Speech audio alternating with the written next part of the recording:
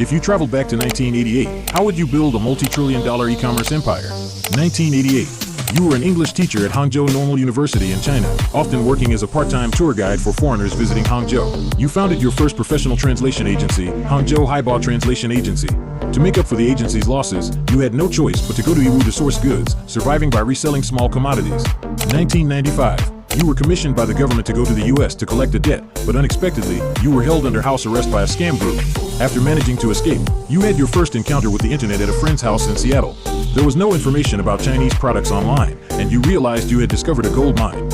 Upon returning to China, you resigned from your university teaching position, raised 20,000 yuan, and launched China Yellow Pages. Like a salesman, Jack Ma went door to door, trying to convince people. He was even often dismissed as a liar. But you withstood the pressure and successfully got information about some Chinese enterprises onto the international internet.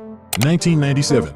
Leveraging the reputation of China Yellow Pages, Jack Ma was invited to join the China International Electronic Commerce Center, a subsidiary of the Ministry of Foreign Trade and Economic Cooperation, with his team. There, you developed the official website for the Ministry of Foreign Trade and Economic Cooperation and the online China Commodities Exchange Market.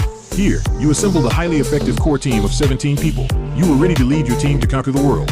1999. You led your team back to Hangzhou. In a bare apartment in Lakeside Gardens, you and 17 followers pooled 500,000 yuan to establish Alibaba, aiming to use the internet to make it easy to do business anywhere.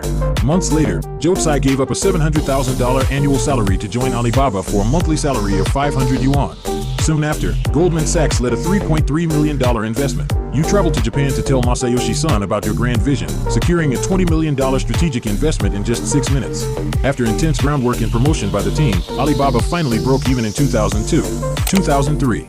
Facing the international giant eBay, which controlled 80% of China's C2C market, you brought several core employees back to Lakeside Gardens to secretly develop Taobao. You adopted a strategy of free store openings combined with chat and haggle, completely pushing eBay out of the Chinese market by 2006.